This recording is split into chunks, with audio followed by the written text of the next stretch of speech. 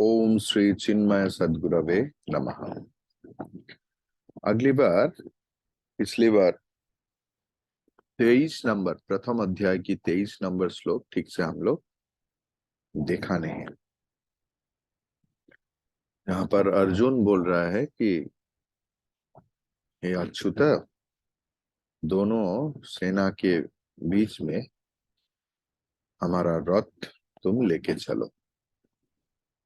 तो उसमें ही है योत्स्यमानान यत्स्यमानान वीक्षीयम् या एतेऽत्र समागताः भारतराष्ट्रस्य दुर्बुद्धेः युद्धे प्रिय चिकीर्षवः। इतना तक हम लोग नहीं देखा ठीक से। क्या है इसका मीनिंग तो मैंने बोल दिया था।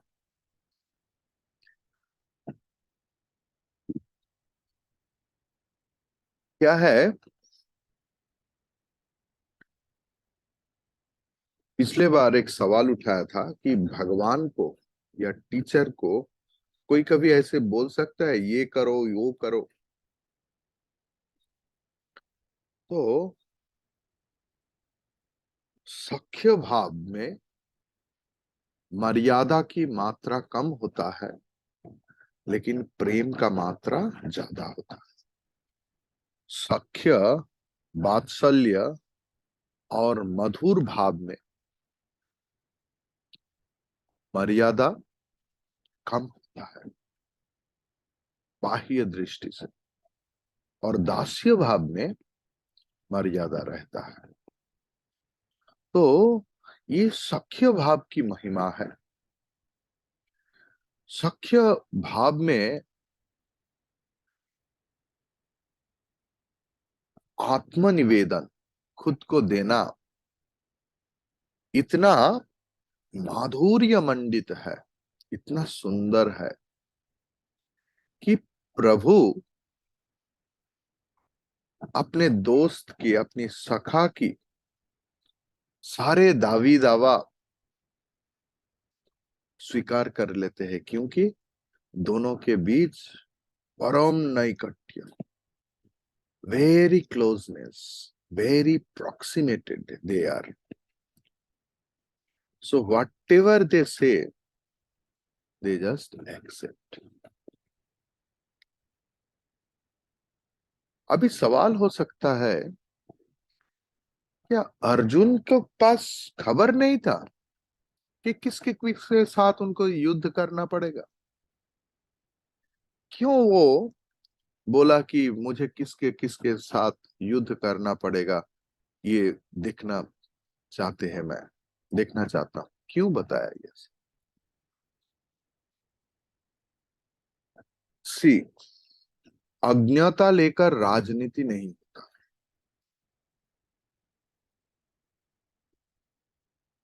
लेकिन संग्राम तब संभव है जहां पर क्रोध है। अगर क्रोध नहीं होता तो संग्राम संभव नहीं था। अर्जुन के पास सारी जानकारी थी, क्योंकि राजनीति अगर लड़ना चाहते हैं तो पूरा इंफॉर्मेशन उनके पास रहते हैं।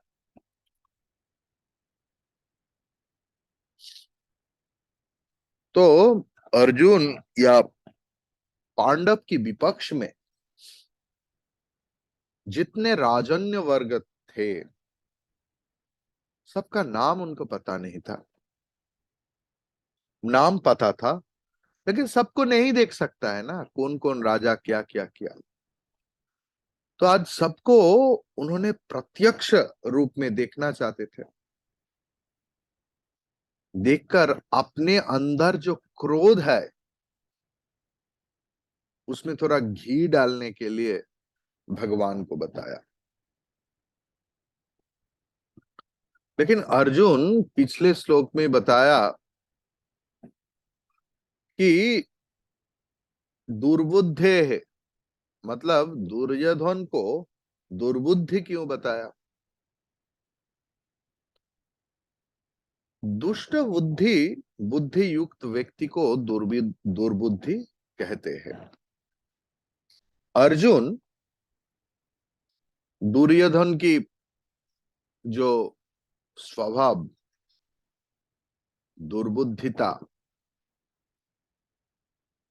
इसके बारे में बहुत बार परिचय हुआ अर्जुन के साथ दुर्योधन का दुर्बुद्धि की। यही दुर्योधन भीम को 20 की लड्डू खिलाया था, पांडवों को मारने के लिए जतुगृह बनाया था, कपट पाशा खेलकर राज्य छीन लिया था। सिर्फ यही नहीं, भरी सभा में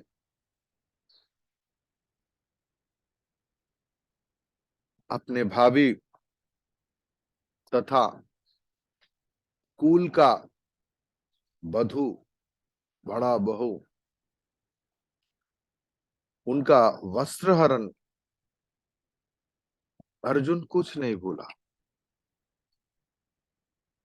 जो शर्त था कि 12 साल वन में रहेगा और 1 साल अज्ञातवास,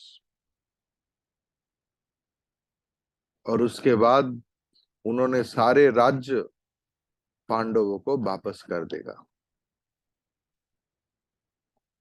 सो न्यायत धर्मत पांडव लोग उस राज्य का राजा था।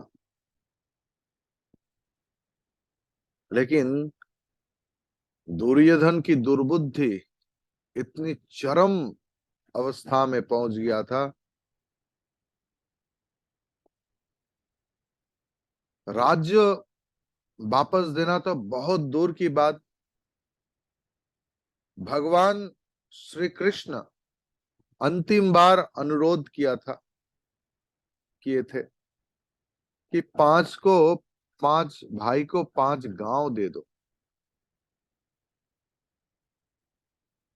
लेकिन दुर्योधन उसमें भी राजी नहीं हुआ। ये सारे घटना स्मरण करके अर्जुन दुर्बुद्धि शब्द को प्रयोग किया। अभी उन्होंने बताया कि दुर्योधन को जो हिताकांक्षी है उनको मैं देखना चाहता हूं।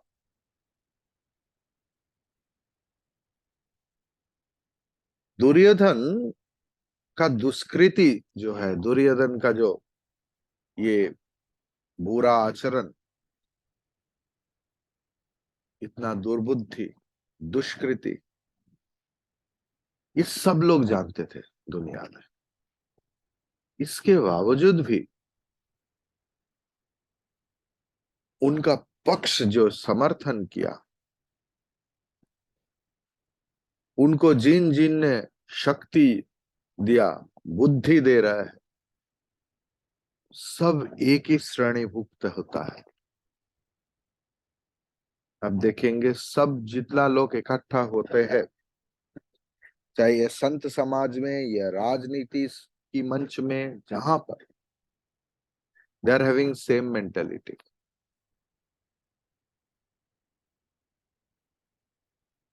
उन लोगों का बुद्धि भी पाप से भरा हुआ है, कलुषित है।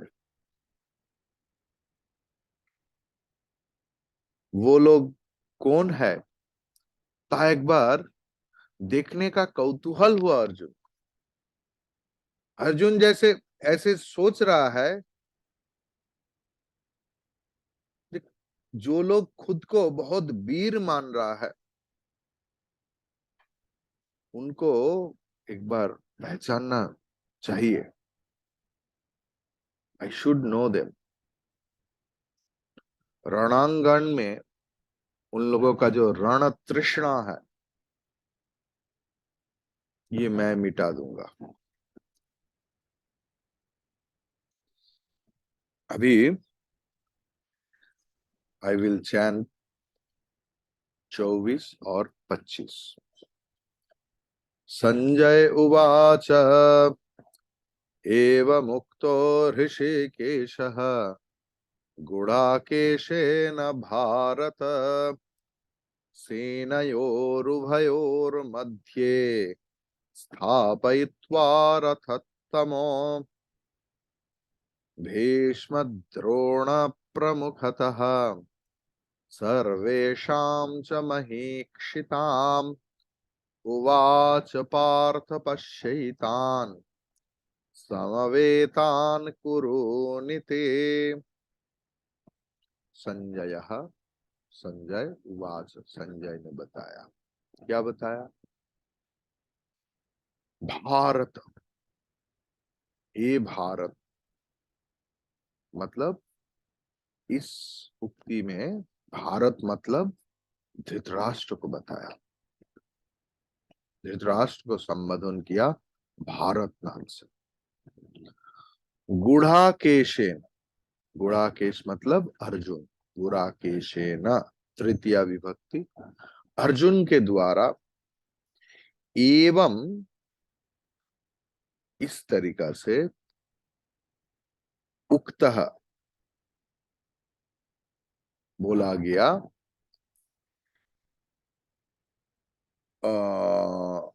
ऋषिकेशः, ऋषिकेश मतलब नारायण, उभयोः, उभय, सेनयोः, सेना के, मध्य बीच में, सर्वेषां महीक्षिताम च, सर्वेषां मतलब सारे के सारे, महीक्षिताम जो राजा लोग थे, च एवं भीष्म द्रोण प्रमुखतः, भीष्म द्रोण इनकी समक्ष में, रथोत्तमम सबसे अच्छा जो रथ है, क्योंकि पूरा युद्ध में सबसे अच्छा रथ अर्जुन का था, स्थापयित्वा खड़ा करके, पार्थ, हे पार्थ, एतान समवेतान कुरुन इति उवाच, हे पार्थ, तुम्हारा मन में बहुत वासना था कि तुम किस किस के साथ युद्ध करने जा रहे हो, उसको देखना। तो भगवान ने क्या किया, दोनों सेना के बीच में अपना रथ खड़ा कर दिया और बोला, पार्थ, एतान पश्य, एतान समवेतान कुरुन पश्य, लो अभी देखो, सारे कौरव सेना को देखो। ठीक है, तो इसका व्याख्यान क्या है?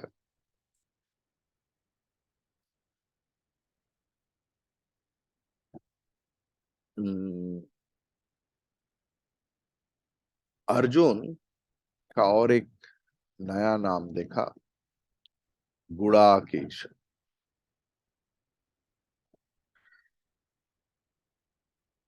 गुड़ाकेश शब्द आता है गुड़ा का युक्त ईश, ऐसे ही गुड़ा के शब्द निष्पन्न होता है।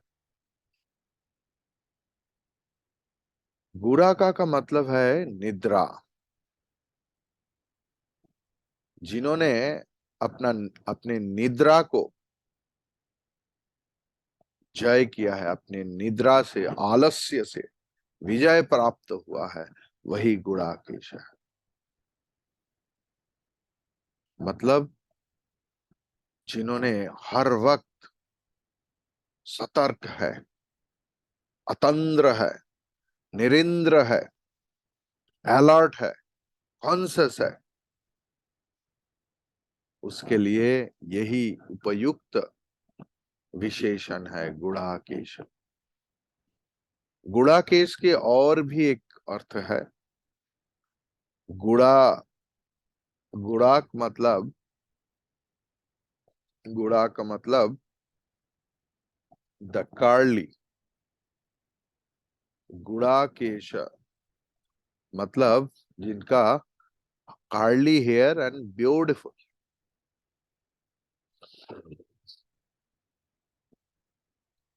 और एक आचार्य श्रीमद विश्वनाथ चक्रवर्ती, उन्होंने बताया गुड़ अकेश। गुड़ शब्द की अर्थ है माधुर्य प्रकाश, भगवत प्रेम रसास्वादन की प्रतीक। और अकेश को उन्होंने ऐसे करके ब्रेक किया, अ प्लस क प्लस ईश। अ मीन्स ब्रह्मा, क मीन्स विष्णु, ईश मतलब महेश्वर। मतलब ब्रह्मा विष्णु महेश्वर जिनका भगवत प्रेम रस की प्रशंसा किया है, वही गुड़ाकेश। मतलब अर्जुन का इतना कृष्ण प्रेम था, इसलिए भी उनका नाम है गुड़ाकेश, कि ब्रह्मा विष्णु महेश्वर भी अर्जुन की जो कृष्ण प्रेम है उसका प्रशंसा करते हैं। अभी अर्जुन को पार्थ भी क्यों बताया गया ना? पृथा की जो पुत्र है वही पार्थ है। माता कुंती की और एक नाम थी, वह है पृथा। जैसे श्री कृष्ण की जो पिता वसुदेव, उनका पिता के नाम था सूर। सूर राज की पहली संतान ये कन्या हुआ, उनका नाम उन्होंने रखा पृथा। सूर राज की जो फूफा,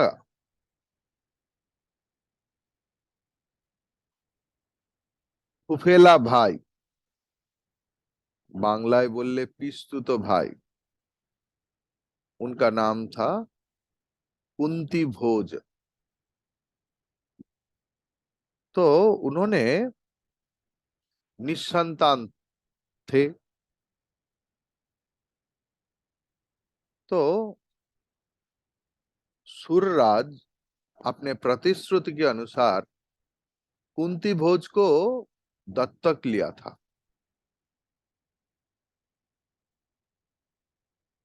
तो कुंती भोज को पृथा को दत्तक दिया था, क्योंकि इन्होंने वो वादा किया था जो मेरा पहला जो होगा मैं तुमको दे दूंगा, क्योंकि कुंती भोज को कोई संतानादि नहीं था। तो कुंती भोज के घर में पृथा पालित हुआ था, इसलिए उनका नाम है कुंती। ठीक है। तो माता कुंती की असली नाम है पृथा, क्योंकि पृथु के पुत्र थे। तो लेकिन उसी पृथा ने महाराज कुंती भोज के पास पला हुआ था, इसलिए उनका नाम है कुंती। भगवान श्री कृष्ण की फूफा थी, फूफा ही बोलते हैं तो पीसी को।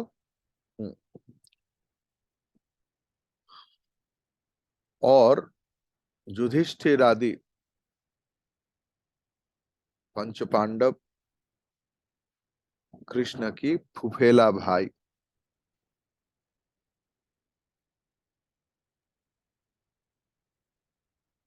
भगवान श्री कृष्ण ये पार्थ शब्द से अर्जुन को याद दिलाना चाहते हैं कि मैं सिर्फ तुम्हारा दोस्त नहीं या साला भी नहीं, क्योंकि भगवान श्री कृष्ण की बहन को अर्जुन ने शादी किया। तो मैं सिर्फ तुम्हारा दोस्त या शाला संबंधी नहीं,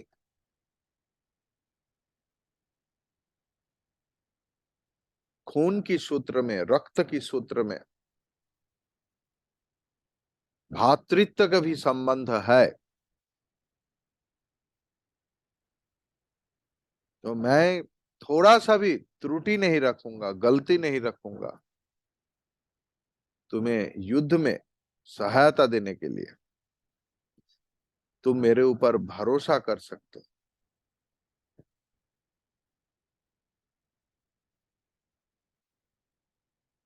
अभी उभय सेना के बीच में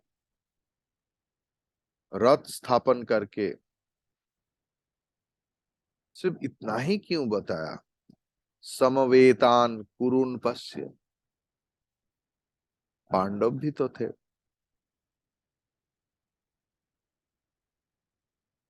मत क्यों कि अर्जुन ने सिर्फ दुर्बुद्धि, दुर्मति, दुष्ट दुर्योधन के समर्थकों को दिखना चाहते थे, इसलिए भगवान भी छोटा सा ही बोला, कौरव को देखो। लेकिन ये कुरु शब्द के अंदर भी एक गंभीर मनस्तात्विक अर्थ छुपा हुआ है। धृतराष्ट्र पुत्र को देखो, ये भी तो भगवान बोल सकते थे, लेकिन अर्जुन के जो जिज्ञासा था उसके ऊपर आधारित होकर, उसके ऊपर आधार करके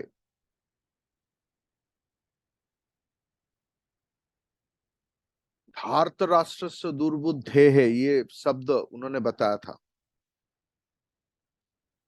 लेकिन श्री कृष्ण ऐसे ये सुना ही नहीं, क्योंकि वो धृतराष्ट्र का पुत्र को देखो, दुर्बुद्धे को देखो, लेकिन उन्होंने क्या बताया? कौरव को देखो। इसका अर्थ बहुत ही गहरा है, गंभीर है। भगवान की एक भी शब्द निरर्थक नहीं है। भगवान को पता था कि अर्जुन के मन में अपने परिवार के ऊपर बहुत ही मोह है, माया है। अपने मन में, अपनी मन की मणि कोठा में रिलेटिव के लिए प्रेम, स्नेह, माया, ममता सारे छुपे हुए हैं, और उसका समूल विनाश की जरूरत था। भगवान को प्रेम पसंद है, लेकिन माया, ममता, मोह ये पसंद नहीं। इसीलिए कौरवों को देखो,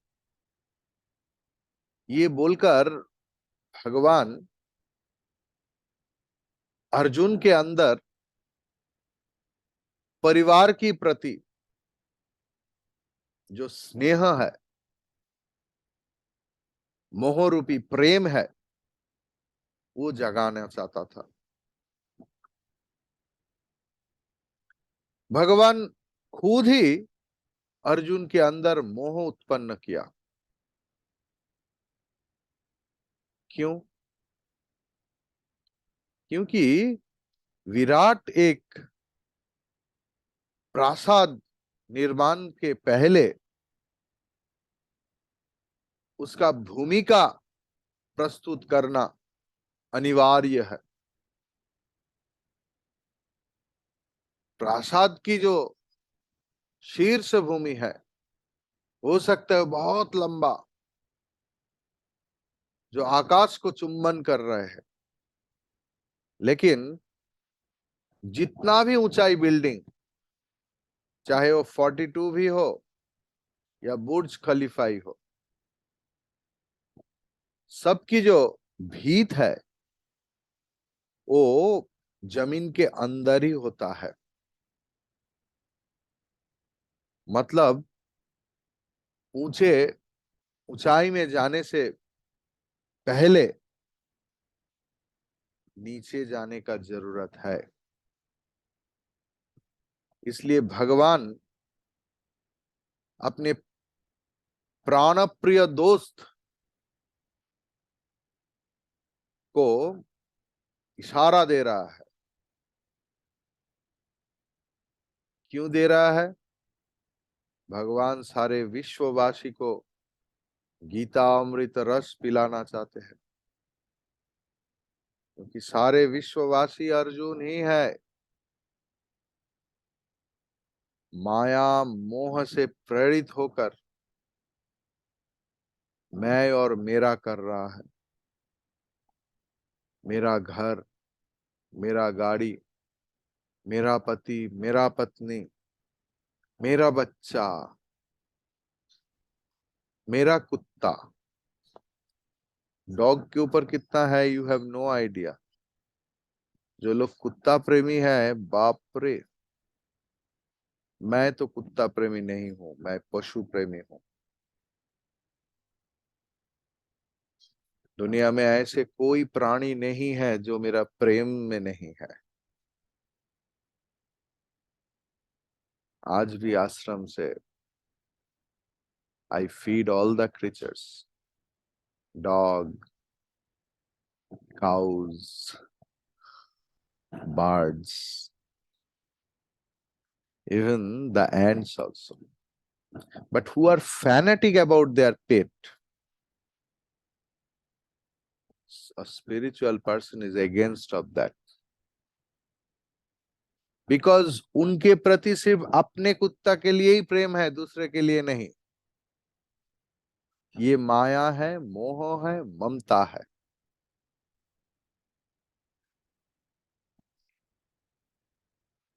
जो भी हो,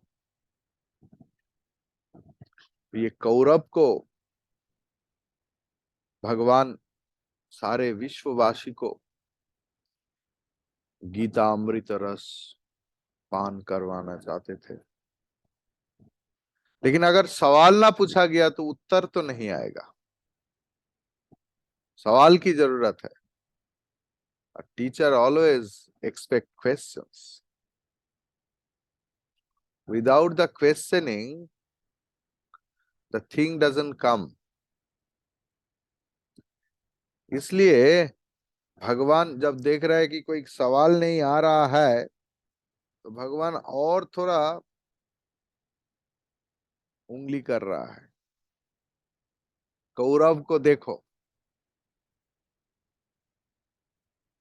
ये शब्दों सुनने के साथ साथ अर्जुन को याद आ गया, अरे धृतराष्ट्र की पुत्र, मतलब उन सब के साथ मेरा खून का संबंध है, रिश्ता है। हम लोग तो सब रिश्तेदार है।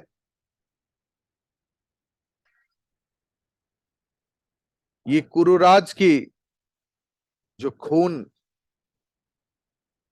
ये जितना दुर्योधन के पास है उतना ही मेरे पास है। हम तो सारे एक ही वंश जात है। हम लोग तो भाई ही है, सिर्फ रिश्तेदार नहीं। उनके मन में शोक आया, मोह से उत्पन्न हुआ ये शोक। इसी श्लोक में भीष्म द्रोण प्रमुखतः, ये शब्द के द्वारा भीष्म और द्रोण की जो श्रेष्ठत्व है उनका स्वीकृति दिया है। ये दोनों ही सारे के सारे पांडव को, बल्कि अर्जुन को अपना बच्चा से भी अधिक प्रेम करते। अर्जुन का भी उन लोगों के, उन दोनों के प्रति जैसे भगवान को श्रद्धा करते हैं, अर्जुन भी भीष्म और द्रोणाचार्य को ऐसी श्रद्धा करते थे, ऐसे ही भक्ति करते थे, ऐसे ही प्रेम करते थे। इन लोगों के प्रति अस्त्र या शस्त्र उठाना अर्जुन के लिए मुश्किल का काम था। भगवान को ये पता था। तो whenever we get any adverse situation, mainly I'm talking about the spiritual personalities, तो भगवान ये देता है अपना प्रेम, अपना भक्ति, अपना श्रद्धा, ये सब देखने के लिए कि ये मुझे बुर्बाक बनाया या खुद को बुर्बाक बनाया। पूजा के नाम पर सिर्फ पूजा ही किया ना, व्यवसाय भी किया। उनका स्वार्थ का संबंध था, ना सिर्फ प्रेम का।